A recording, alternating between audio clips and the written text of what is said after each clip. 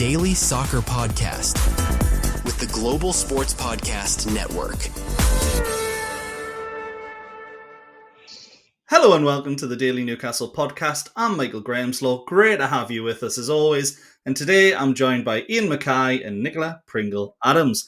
And we're going to be doing something a little bit different today as we analyse Newcastle's start of the season and give it an American-style grade. Now, Nicola, I'll start with you. How's it going? Are you well? Yes, I'm very good, thank you. Are you? Yeah, doing cracking, thank you very much. What about you, Iain? You well? I'm fine, Michael, yes. Nothing's happened in the last 20 minutes since the last time you asked me. Yes, so in case anyone can't tell by, the close, we're all second recording on the Monday afternoon after our England recording. We should have changed, but, you know, we bring familiarity. And you can just think I've been wearing this jumper for 3 days. Yeah, I do smell it. We all have. Yeah. The bad thing is that Nicola wore this shirt for 2 days before she gave it to me to wear yesterday. Oh, honestly. Does this mean I've got to wear it on Thursday? Oh, no. Yeah. Sorry about that. Sending it first class. Great stuff. So, we're going to finish this off by putting a grade to Newcastle start of the season so far. 10 games in, we've got a rough idea of what to expect. We'll start off by looking at the starts of the season. The results have been 3 0-0 draws away to Aston Villa, Leeds and Bournemouth, 3 narrow defeats to Arsenal, Liverpool and Barcelona, and then 4 wins, 2 in the Premier League against Forest and Wolves, 1 in the Carabao Cup against Bradford, and 1 in the Champions League against Union Saint-Gilloise. So we'll start with the draws. 3 away draws. 3 points out of a possible 9. Nicola, because you were raising your hand so lovely there. I'm cheering because we've got a Europe win. I thought you were raising your hand to speak, to be honest. I thought Absolutely I was back in not. school. No. Well, you're going to now. Do you think we should have had more from those 3 draws, or are you actually feeling pretty content with 3 away draws against Villa, Leeds and Bournemouth? The only one that I did expect more from was the Leeds one. I won't lie. However, I'm not... I'll go into each one individually. The Aston Villa game, I think whoever done the preview pod before that game, I think I was on that because I did say, it might have been even with me and Iain, I did say Villa are a hard team to play. I know they're not having the best of seasons, and I get it. However, I always find you don't know what Villa team you are going to get on the day. So coming away with a draw for that, I wasn't relatively surprised or relatively disappointed. I think just maybe what I was disappointed about, we were playing against 10 men at one point, so I thought we would have maybe nicked it, but wasn't too mad with a draw at Villa. Again, hard team to play. Leeds, I did think we would get more out of that game. However, a newly promoted side, I mean, it's quite a tough place to go to as well. Obviously, their fans allowed, as we know. So I think that's the only one that I would have expected anything from. And then what was the other one? Bournemouth. Bournemouth I'm not even going to go into it. I think coming away with a Bournemouth point is better than anything because we just can never seem to get a result against them. So I wasn't too disappointed with them. I won't lie. I think because they were all so close together, I think maybe that's where the disappointment in the fan base has come from. But no, I'm not. I wouldn't. They went 3 losses, so yeah. Yeah, 100%. 3 draws are always better than 3 losses. 3 points better, to be exact. But what about you, Iain? Any thoughts to add on those 3 draws? I think at the end of each of them, we were more disappointed than we would have been if we'd been told we were going to finish with a draw. Because we hammered Aston Villa. And the narrative became very quickly that we didn't have a centre forward and we couldn't score. Yes. And actually, an away draw against Villa, and I know Villa have started badly, the same way Newcastle have started badly officially. Villa are coming up the table at the same pace that we are, because they've started scoring and winning now as well. So I think looking back at the end of the season, we'll be really pleased that we've got a draw at Villa, because I don't think many teams will. Yeah. Leeds, I thought we would beat Leeds just through sheer quality. However, Leeds were unbeaten at home for just under a year when we went there. So they don't lose very often at home. I know, was it Tottenham that won? Yeah, Tottenham just somebody actually beat them last week. But I think I think Leeds are going to have to win their home games to stay up, so they'll be fighting really hard. I think we will be pleased looking back that we got a point there. And Bournemouth, I agree again with Nicola. That was a ball fest, really. But Yeah, I think that's horrible. because we wanted to make sure that we got a point. So after the games, I'm disappointed we only got 3 points from those 3 away games. But I think overall we'll be happy that we've got a draw at each of them when we look back. Yeah, I completely agree. I think Leeds, you are both completely right. It's a game we should be winning. You both correctly mentioned great home record. Spurs, I know they did beat them, but Leeds were the better team on the day. I think their XG was more than one higher, although they were behind for a large portion of the game, so maybe that's what you expect. But Leeds, the most winnable game there. Bournemouth, again, I think that's a great result because we're the only team I've seen this season who've made Bournemouth look a little bit lost in attack. They created nothing against us whatsoever. Every other team I see them play against, Semenyo seems to rip them apart, and then whether it's Clivert coming off the bench, Tavernier starting, even Yeah. David Brooks seems to have good games this season. So Ariola's doing a great job there. We made them look pretty, average. And then, as you say, Villa, Iain, you are absolutely spot on in my opinion with at the end of the season, that result will look fantastic. In fact, Nick, I think you said that as well. So I think you're both right.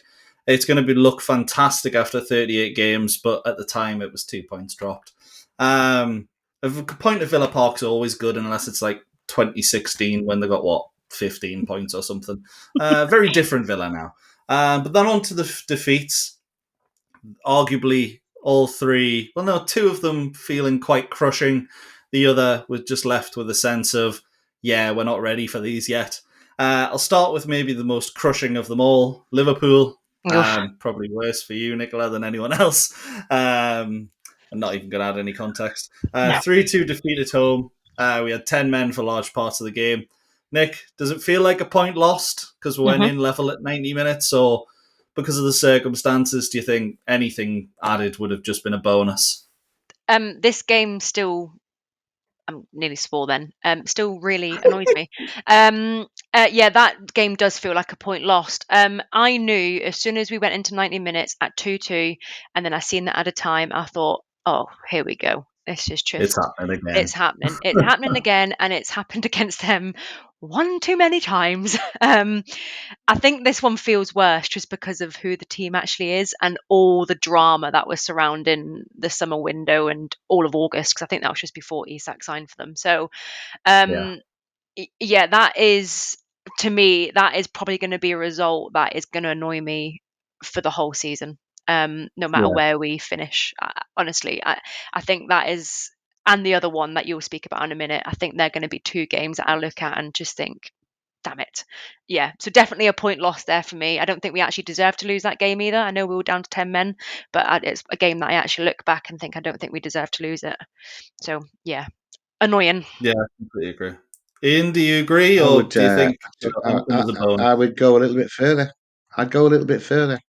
I think it's amazing that we can go two behind, having had Anthony Gordon sent off. That second half, we were absolutely brilliant. To come back to 2-2, so I think it was 3 points dropped because I think that all of the momentum for us right through that last, since we equalised, it was us time and again, corner after corner, long throw after long throw. It looked like it was us that was going to score the winner. So what a punch in the gut it was when their schoolboy came on and scored in the 10th minute of injury time. It's just typical. But I'm kind of, their luck was with them, but their luck has run out in recent weeks, and they're on a run of 3 consecutive losses, I think, which is nice to see. Long may it continue. I'll say that. That's the happiest I've seen Nick in a long time. I love a downfall. Don't we all?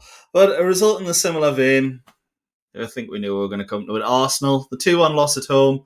Does that feel equally as harsh? Because on another day, refereeing decisions could have actually meant that Newcastle won the game. Or is it again one of those where points were maybe a bonus in that kind of game when you consider we are going to play probably two teams that are battling for the championship What do you think, Iain? Was it 3 points dropped I or 1 point dropped? I Or... thought oh gosh, I thought we had a great chance of winning when we went into it because we've won 3 of the last 4 at home, and Arsenal Yeah, have been up there all of those seasons as well. The way the game played out, Arsenal were far and away a better side than we were, but we took the lead with a agreed. great goal. Um, and we hung on to that lead for quite some time. So, yeah, again, 6th minute of injury time this time for us to lose it, Yep. Yeah, um, something like that. which was another gut wrenching loss at the time. Looking back on it, I don't resent the Arsenal fans celebrating quite as much as I do the Liverpool fans because I thought Arsenal deserved the points in the game. They were a very good side.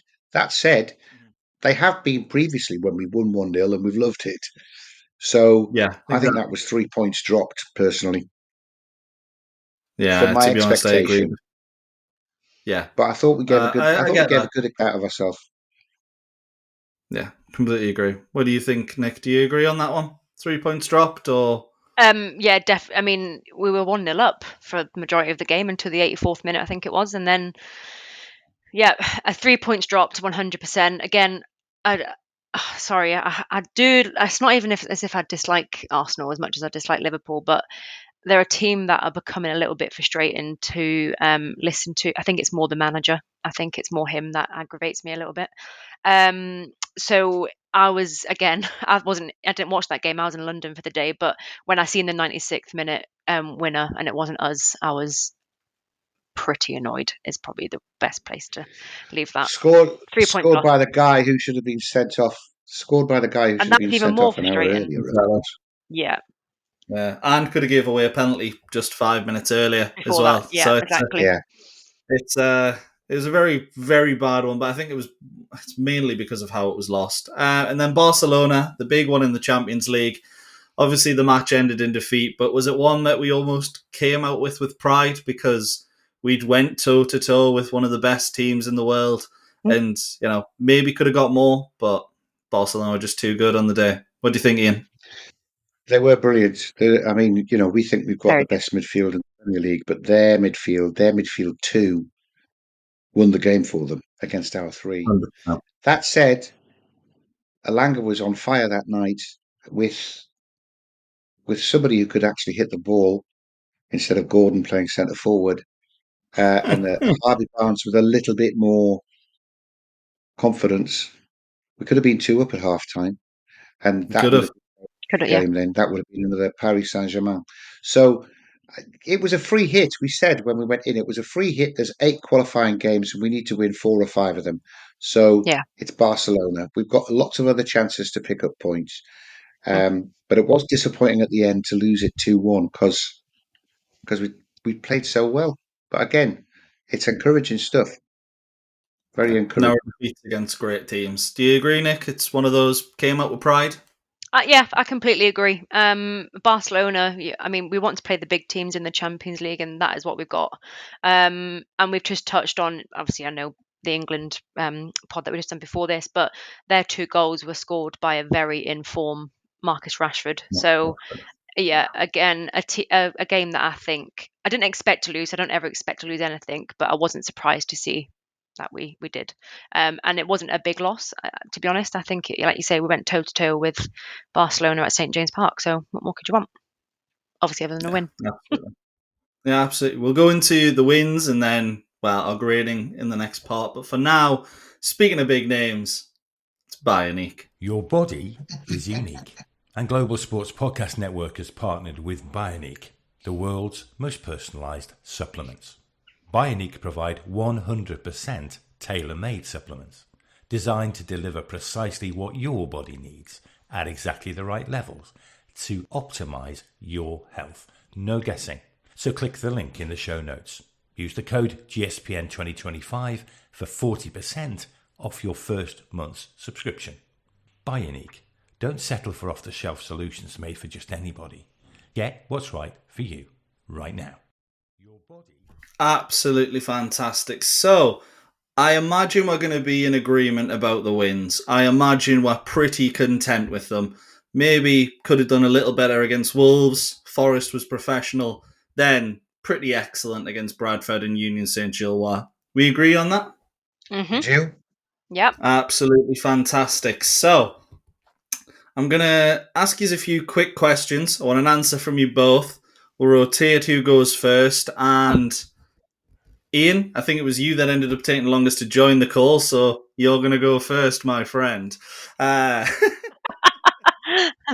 So, my first question, to be honest, it probably should be me that goes first, considering I ruined the first recording by burping halfway through it. But that's my bad. But first question is, standout performer of the season so far for Newcastle United. What do you think? Hard just to pick one. But if I had to pick one, it is the Duracell battery bunny Sandro Tonali for me. Absolutely fantastic. And I'm going to Consistently assume high that performance. Yeah, he's been absolutely excellent. And to be honest, when you watch him play, you can just see he's a calibre ahead of most players on the pitch. I mean, there's a reason he was a teenager and AC Milan captain. So, absolutely fantastic player. Nicola, was Tonali yours as well? Yeah, he was mine. I think I touched on the last podcast I was on. He's a player that, because he always gives like 8 out of 10, 9 out of 10 performances, he goes under the radar a little bit. But yeah, he's been outstanding. I hope he never leaves. Well, because you've copped out and copied Ian's answer, I'm going to ask you the second one first. I do Okay. completely agree. Is there anyone you've been pleasantly surprised with so far this season for Newcastle? Malik Chow. Yeah, he has settled into that squad quite quickly. And I think he's probably going to be one of our starting centre backs quite regularly. Yeah, love him. Yeah, I think he's settled in really nicely here. Yeah. I completely agree. I think he's fantastic. I think that debut performance against Bournemouth, very solid, and then nearly getting sent off at the end, I was a little bit concerned. But the bit for me is I've started to see loads of Milan fans on Twitter, X, whatever you want to call it now, saying, oh, well, we only sold him because of his injury record. While a couple of months ago, he was going to Como because he wasn't good enough. So Exactly. them backtracking is absolutely beautiful. A great shout with Malik Chow. Iain, do you agree, or have you got someone else in mind? I don't disagree, but I've got somebody else in mind, and that is, You. of course, Nick Volta Messi. Oh, absolutely. Love that. Nicholas Berber Crouch. Wow.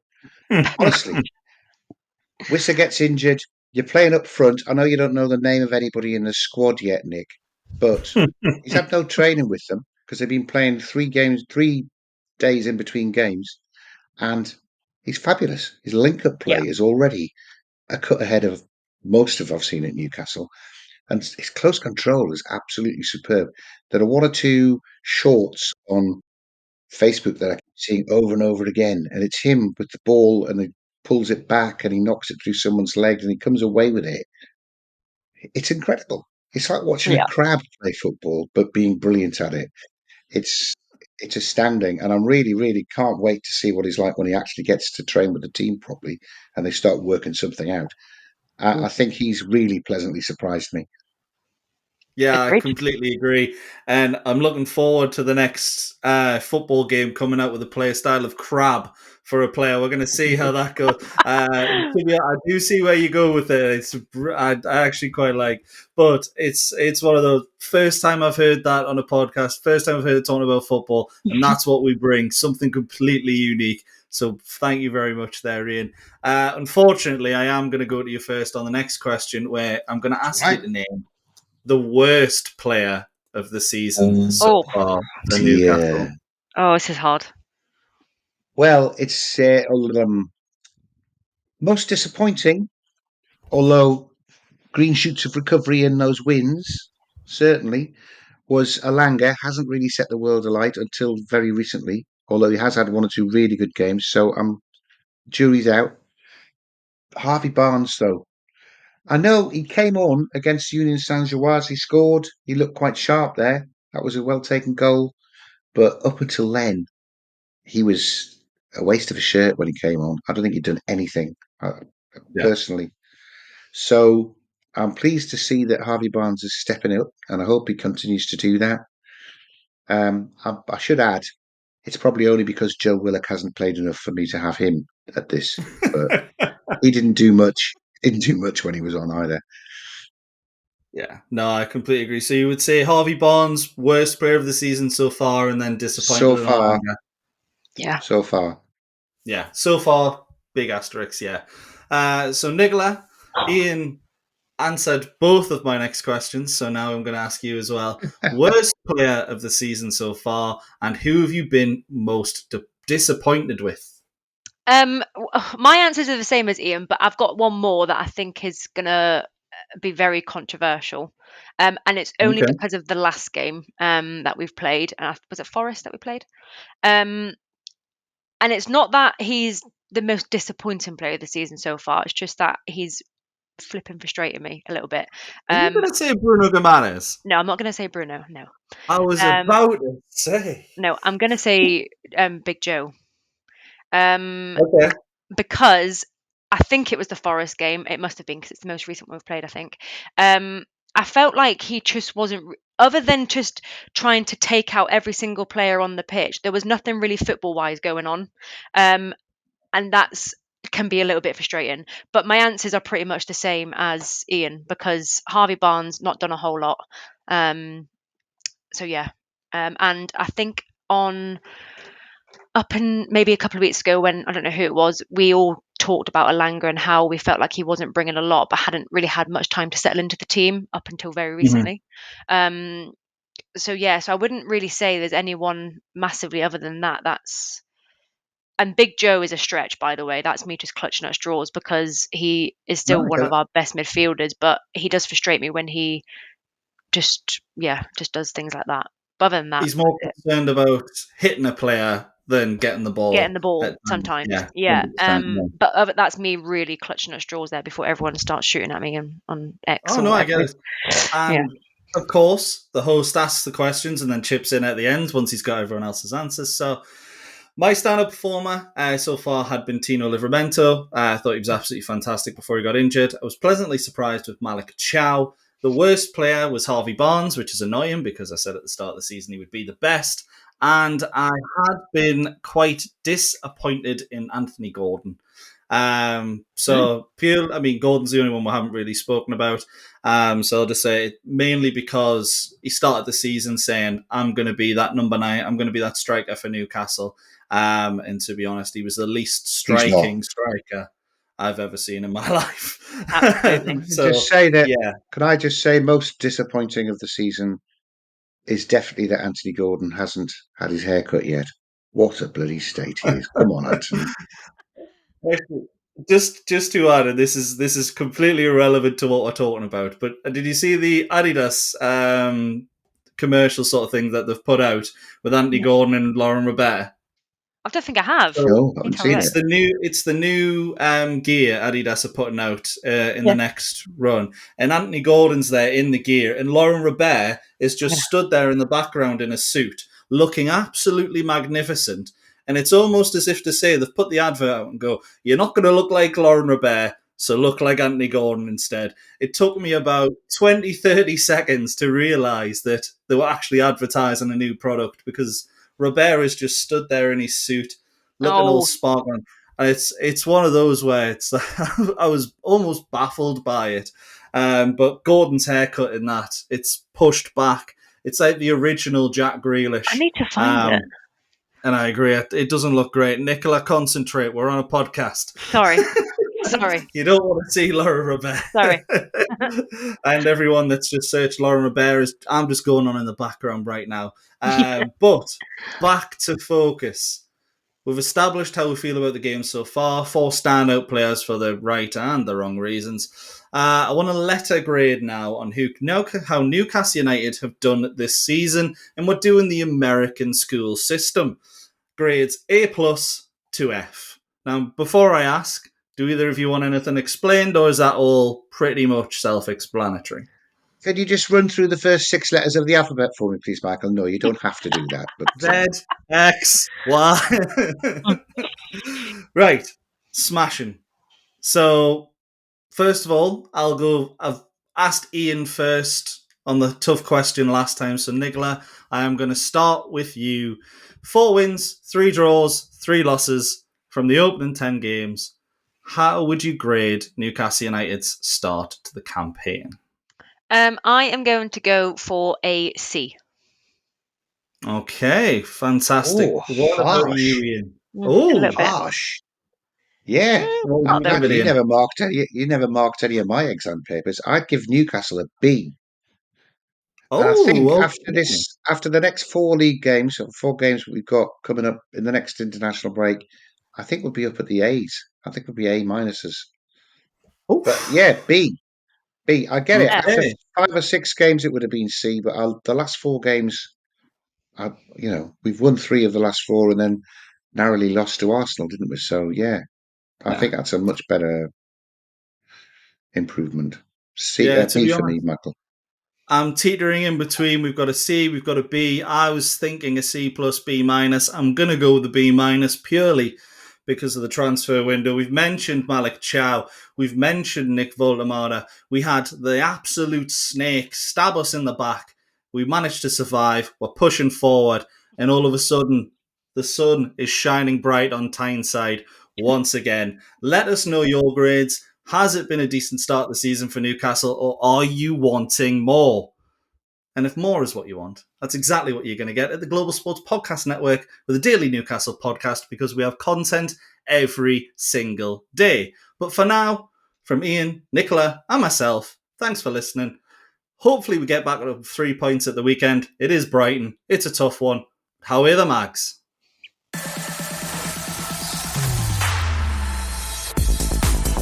Your daily soccer podcast with the Global Sports Podcast Network.